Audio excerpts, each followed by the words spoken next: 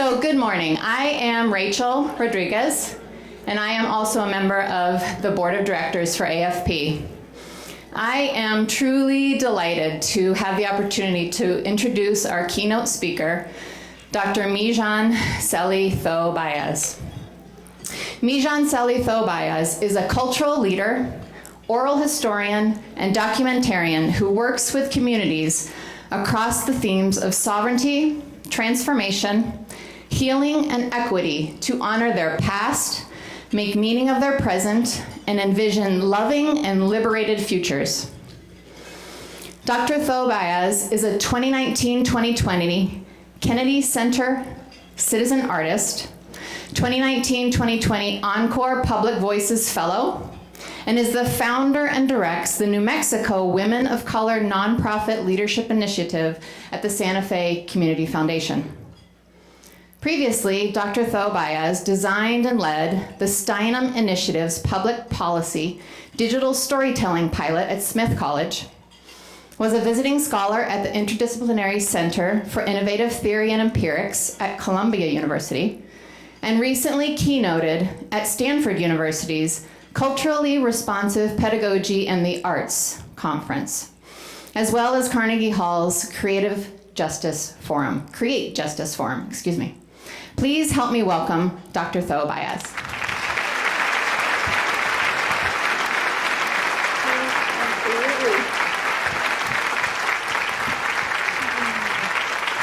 Thank you, Rachel. Thank you, AFP New Mexico, for welcoming me. I'm so extremely grateful to be here celebrating some of the people in our community who embody the spirit of giving. You're going to hear me say over and over and over again the word giving as opposed to philanthropy. And you're going to hear me over and over and over again in the course of this talk about change. But before I get into today's keynote, there are absolutely 3 things about me related to today that you just must know. Number 1, who I am.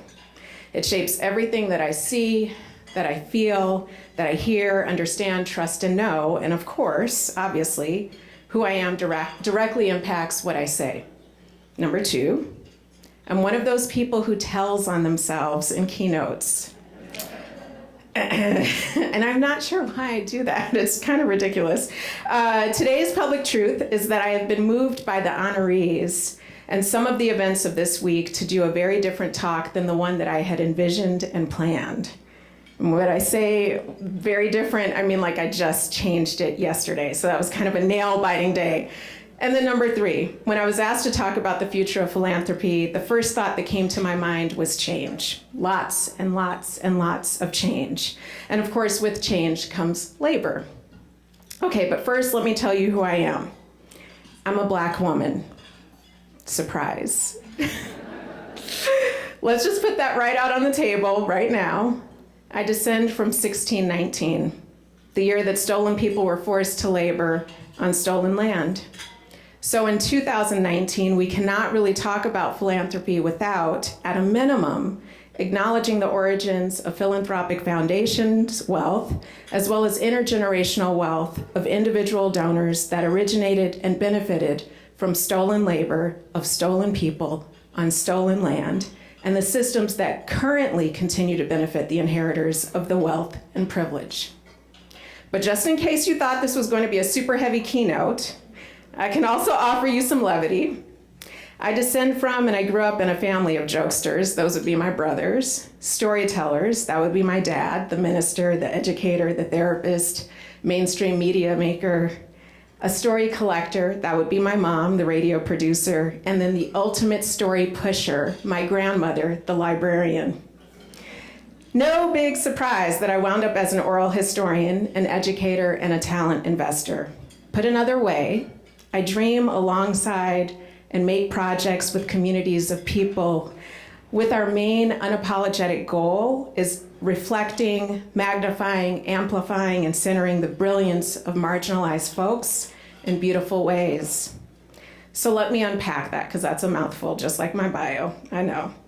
As an oral historian, I always work with communities who are seeking transformation, and I ask open-ended questions like, Is there a part of your life story that relates to a specific, poignant, sharp, bittersweet, personal, or ancestral story of worth, vulnerability, grief, boundaries, sovereignty, liberation? If so, what is that story? Or questions like future prophecies. Who and what comprises the story of your and our future? What is it that you are dreaming and creating into being? Who is there? What are you doing and feeling? What have you moved closer to learning? What is the story that you are most hoping to live and pass along to the next generations of visionaries? I tell you, being an oral historian basically gives me a right to be nosy. It's because I love listening to stories of positive growth and transformation, and I equally love contributing to those positive stories of growth. That's why I continue to teach in community-based settings. And it is also the story of how I came to my equitable talent investing work in the nonprofit sector here in northern New Mexico. This particular work, though, arose from my pain and isolation that I experienced as an executive director and on several board of directors right here in northern New Mexico as a woman of color in the nonprofit sector.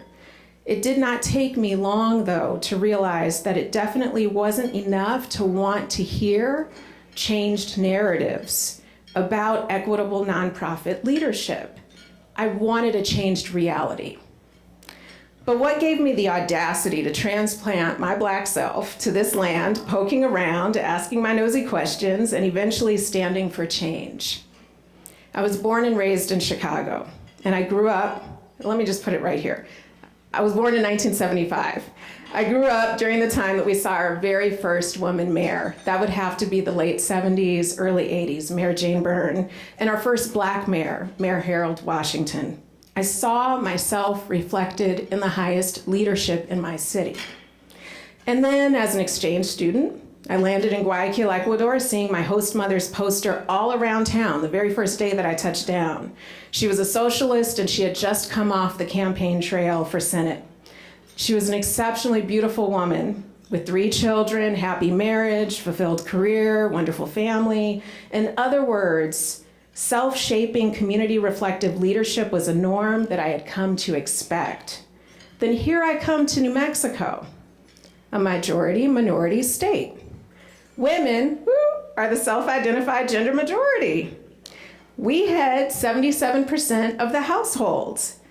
And as I'm thinking about this data, these facts, and I look around at nonprofit executive leadership, I'm wondering who else would be making decisions that impact our communities and are in positions of leadership. One thing that has been demonstrated in my lifetime over and over again is change. Because like I said, I've watched continuously many firsts. I know that tables turn in life. And it reminds me of an Octavia Butler passage. I love Octavia Butler books. All that you touch, you change. All that you change changes you. The only lasting truth is change.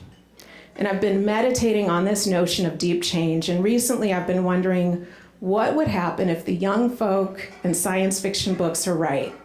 What if the zombie apocalypse is actually headed our way?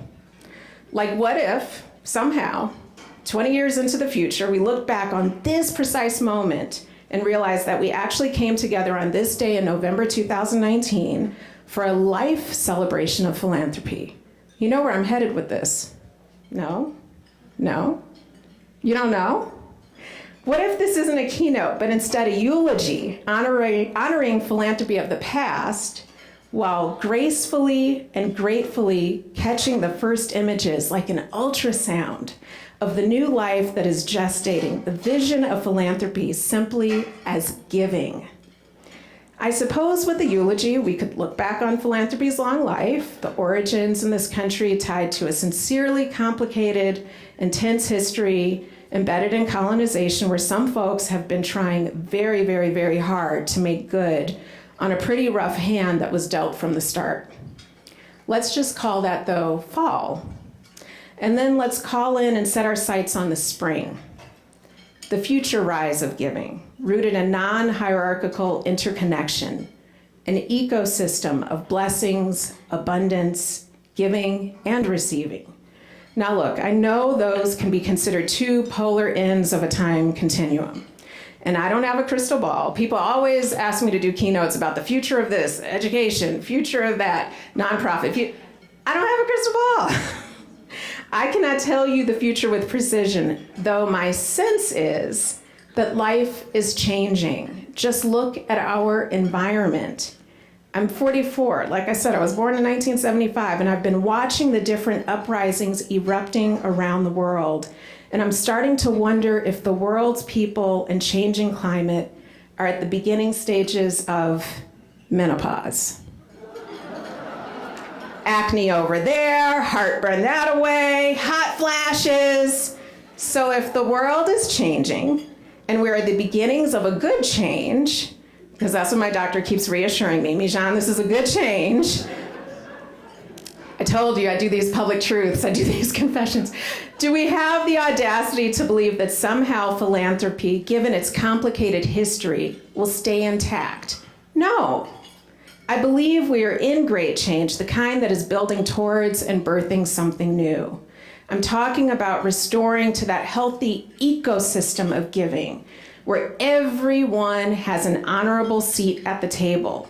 Our young, as they're being honored today, right alongside our elders, just like today.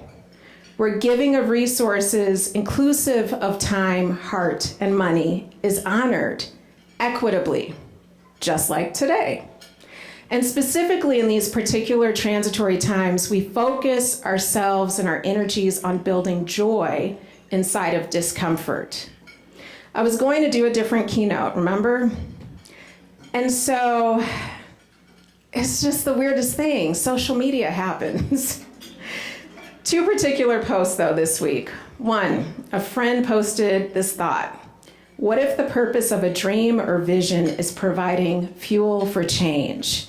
It's not necessary to actualize that change to a T. There might be something more or something different beyond whatever we could dream or envision. So yes, have a dream, have a vision, but don't get limited to it.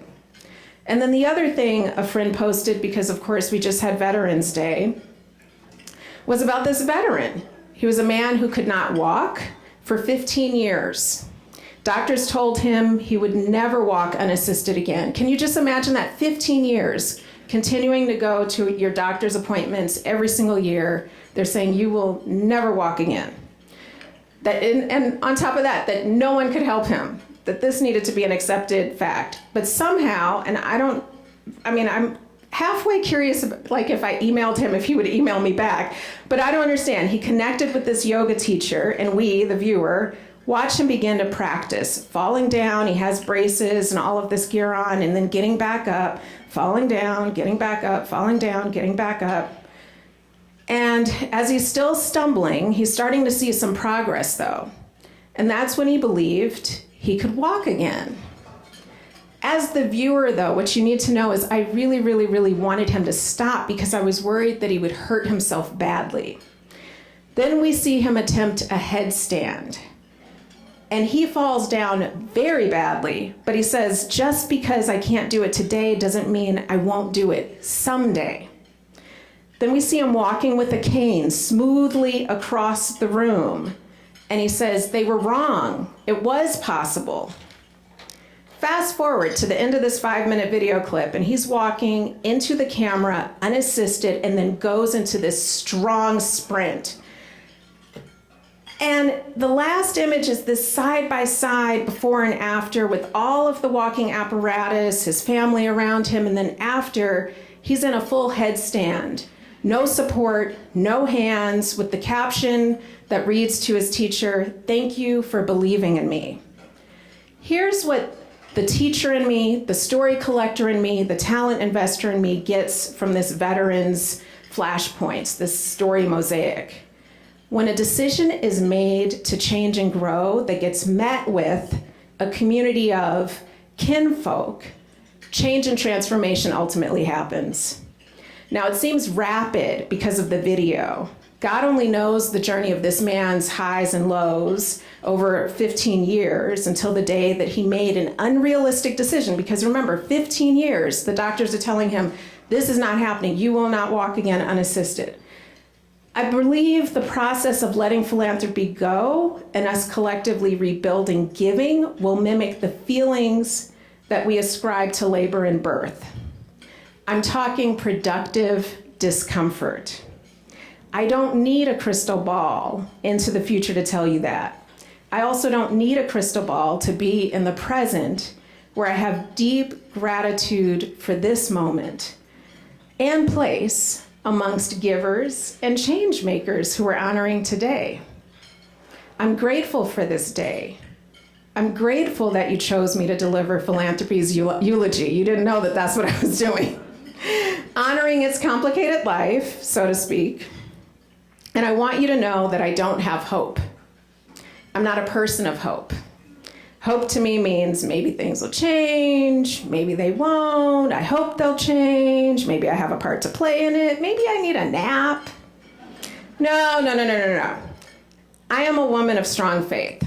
Faith, that's my speed. A much more active word to match the work and the people, all of us. Every dollar an hour given, every dollar an hour raised.